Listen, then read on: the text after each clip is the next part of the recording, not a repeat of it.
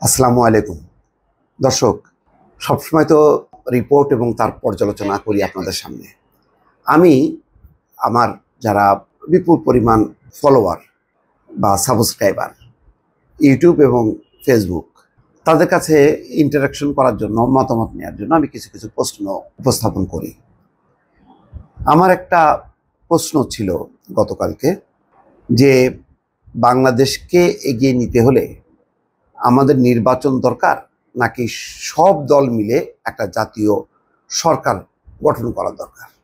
14 ঘন্টা আগে অর্থাৎ গতকালকে আমি রাত্রেবেলায় এই পোস্টটা দিয়েছিলাম, খুবই ছোট, 15-16 সেকেন্ডের। আমি মতামত চেয়েছিলাম দর্শকদের, আপনারা বিপুলভাবে সাড়া দিয়েছেন। ওই 14 ঘন্টায় আমি দেখছি যে এটা লাইক পড়েছে 9,500, কমেন্ট এসছে 6,000,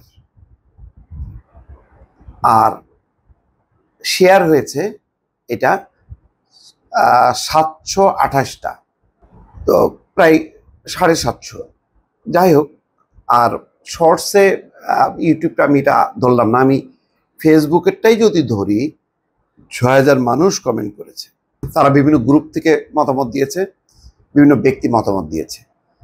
আমার মনে হয় যে আমি একটু আপনাদের এই মতামতগুলো উপস্থাপনের আগে আমি কি দিয়েছিলাম সেটা আমি আবার একটু আপনাদের কাছে প্লে করি, এটা দেখি।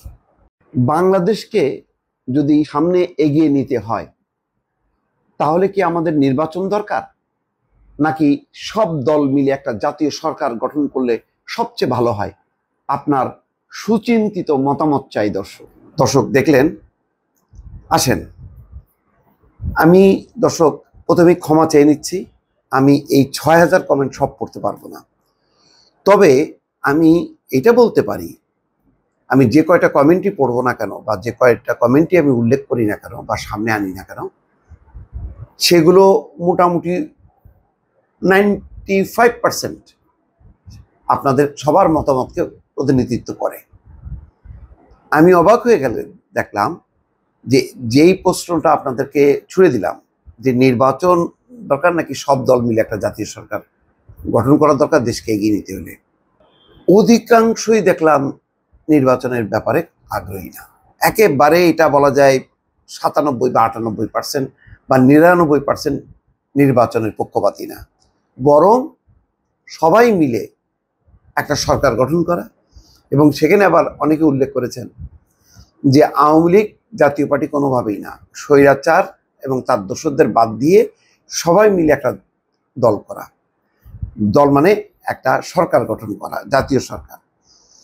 এবং এখানে ডক্টর মোহাম্মদ ইউনূসের কথা সবাই বলেছেন যে তার নেতৃত্বে একটা জাতীয় সরকার হওয়া দরকার। বলছেন নিজামুদ্দিন, ডক্টর ইউনূস থাকলে দেশ উন্নতির দিকে যাবে, নির্বাচন 10 বছর পরে হোক, বাসার লিখছেন। তারপরে সময়ের প্রয়োজনে একটা গ্রুপ থেকে লিখছে যে যা কিছু হবে নেতৃত্বে থাকবে ইউনূস, নির্বাচন অবশ্যই না, সব দল মিলে জাতীয় সরকার যদি না মানে 2029 সালের পরে ভোট, ডক্টর ইউনূস আরও 10 বছর থাকলে দেশের উন্নতি হবে, ডক্টর ইউনূসের নেতৃত্বে জাতীয় সরকার প্রয়োজন।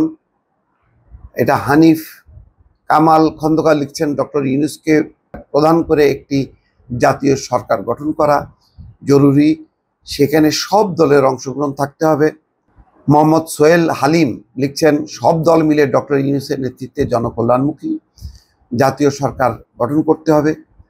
রিয়াজ উদ্দিন লিখছেন জাতীয় সরকার করলে ভালো হয়। বদরুল আলম লিখছেন ইউনূস সরকারকে প্রধান করে একটা জাতীয় সরকার গঠন করা দরকার। বশির গাজী লিখছেন আওয়ামী লীগ বাদে সব দল। কাশেম নিয়াজি সেলিম লিখছেন এই ক্রান্তিকালে জাতীয় সরকার প্রয়োজন।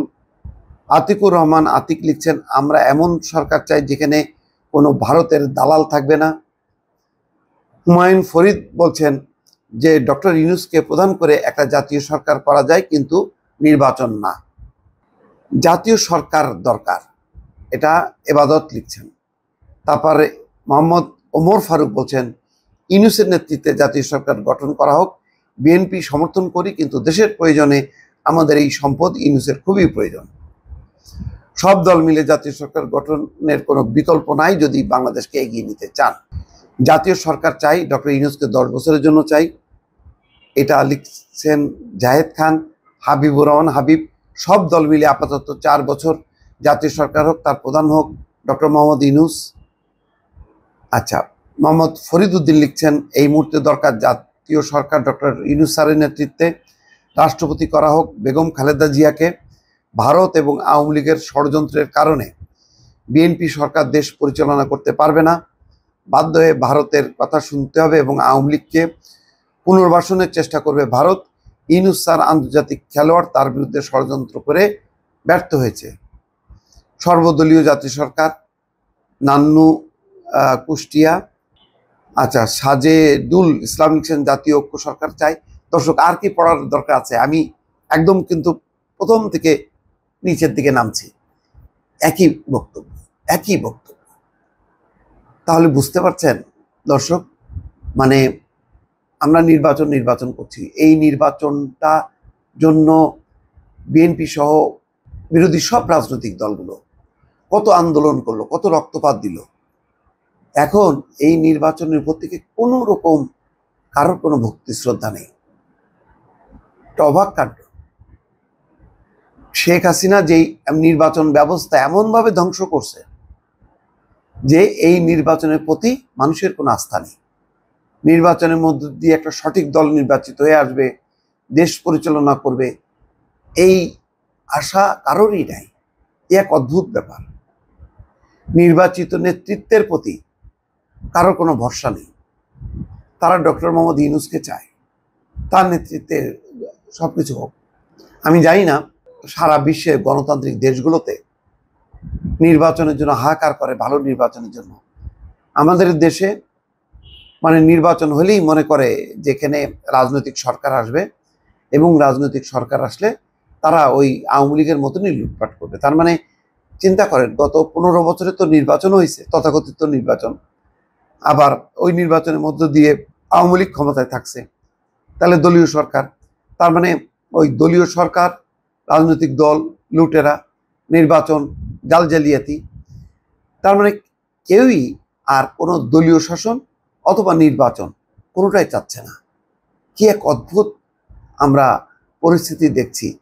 এটা তো নিশ্চয়ই কোনো পরিকল্পিত না যে সবাই একমত হয়ে আমরা ঝাঁকে ঝাঁকে সবাই দিয়েছি। আমার এই চ্যানেলটার যারা দর্শক তারা দেশে বিদেশে তারা উন্মুক্তভাবে দেখে, এবং আমাকেও কেউ যদি মনে করে যে আমি বিএনপির প্রতিনিধিত্ব করি বা অন্য কোনো রাজনৈতিক দলের প্রতিনিধিত্ব করি, এইটা হয়তো অনেকে বুঝে গেছেন যে আমি শেখ হাসিনার শাসনের বিরুদ্ধে।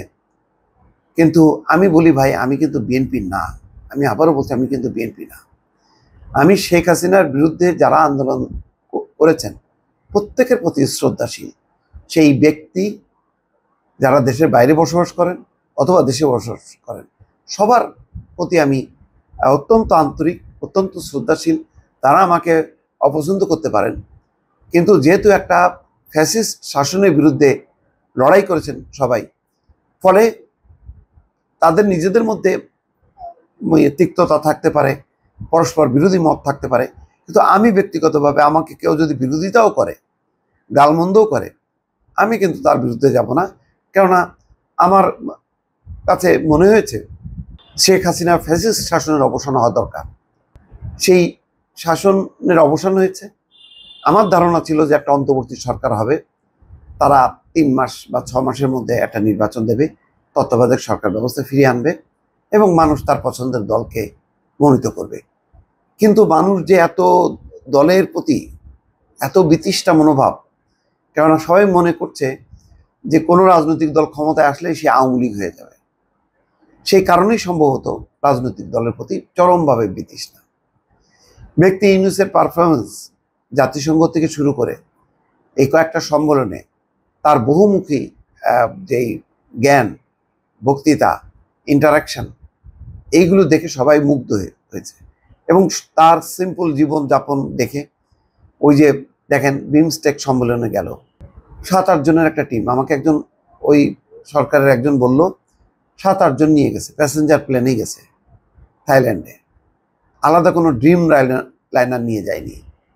তারপরে মানে প্লেনের অর্ধেক আসন হচ্ছে সাংবাদিক বোঝাই করে নিয়ে যে তাদের স্তুতি করার জন্য নিয়ে যায় যেই টিম, আবার নিয়ে আসার পরে মানে গণভবনে নিয়ে তাদেরকে নিয়ে আবার সংবাদ সম্মেলন করে। মানে এই যে কর্মকাণ্ডগুলো যে দেখছে যে ইউনূসের কর্মকাণ্ড একেবারে বিপরীত। সে ফেরার পর মানে ওই সফরের সাফল্য কি ওটা বলার জন্য তার যারা প্রতিনিধি গিয়েছিল তারাই বলে ডক্টর ইউনূসকে আসার দরকার পড়ে না, এমনটাই হওয়া উচিত।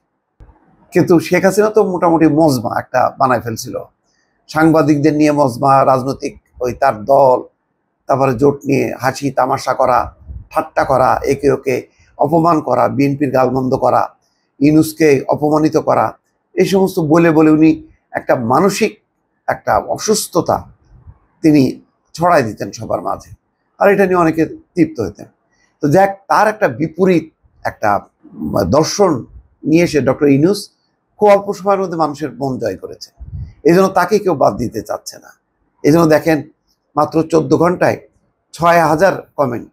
আমার পেজটা যদি আরও জনপ্রিয় হতো তাহলে নিশ্চয়ই আরও মানুষ কমেন্ট করতো। তো এই সুযোগে বলে নি ভাই, আমি প্রতিনিয়ত আপনাদের সাথে ইন্টারাকশন করবো, আপনাদের মতামতগুলো তুলে ধরবো। আপনারা যদি আমার পেজের যদি পেজটা দেখেন তাহলে দয়া করে লাইক দিয়ে সংযুক্ত হন, আর যদি ইউটিউব দেখেন তাহলে সাবস্ক্রাইব করেন।